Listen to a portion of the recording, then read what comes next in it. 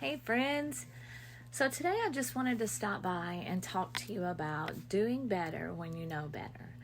Um, as you grow in the Lord and as you grow in changing your life, there are going to be things that you didn't even realize were bad things, and you're going to want to start changing those things. And it's going to be pleasing to God that you're changing those things, but a lot of people aren't going to understand your change. But I want to encourage you today not to stop changing because of what people have to say about it. I want to give you some examples. So I'm a small business owner. I make t-shirts and tumblers and things like that. And I get orders all the time where people want me to make things that aren't pleasing to God. And in some sense, I'm like, man, I need the money, so I want to take that order. But if I get a quickening in my spirit, or if I know that it's not pleasing to God, I don't take the order, because we can't pick and choose when we're going to be a Christian. So if you're choosing to do things that you know are bad, or you know that aren't pleasing to the Lord, then God doesn't like that. So I promise you, if you don't take that order, or you don't do that thing that God is telling you not to do, even though you may have made some money on it, He's going to bless you in another way, because He blesses those that choose to be more like Him. I've had people tell me, it's just a shirt. I mean, it can't be that bad. But it can be that bad. Guys, when we choose to set ourselves apart and to do the small things, God blesses that. And a lot of people are going to say, you're just going too far with it.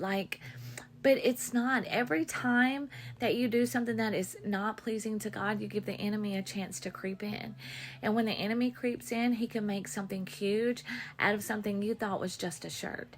So I encourage you today that when you know better, you do better.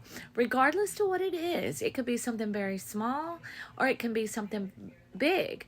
In the Bible, it says you have eyes so you can see and ears so you can hear. So when you have learned that something is not pleasing to God, whether it be the music you listen to, or whether it be a holiday that you should not celebrate. Halloween is coming up, guys, and I know a lot of people think, oh, well, we just trick or treat, and we just, have Halloween parties and display witches, and we don't mean anything by it. But if you research what Halloween really came from, then you'll be like, wow, I don't want to give the darkness any rule over my life. I don't want to give the enemy an opportunity to come into my life. And a lot of people aren't going to understand, because it's just Halloween.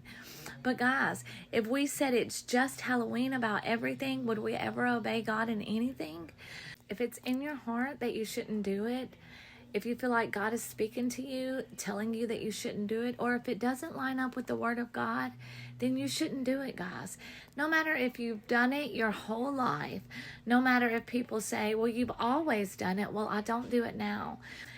People may judge you. People may call you holy. People may say all these things about you. But God is going to protect your heart. God is going to be there for you when those people are throwing off on you. So I want to encourage you to do better when you know better. Because the more you grow, the more you're going to change. And people aren't always going to like your change. But God is going to love your change. So do what is pleasing to Him, because ultimately that's who we're trying to please. So friends, today, be encouraged that the more you change and the more you become Christ-like, the more He's going to bless you.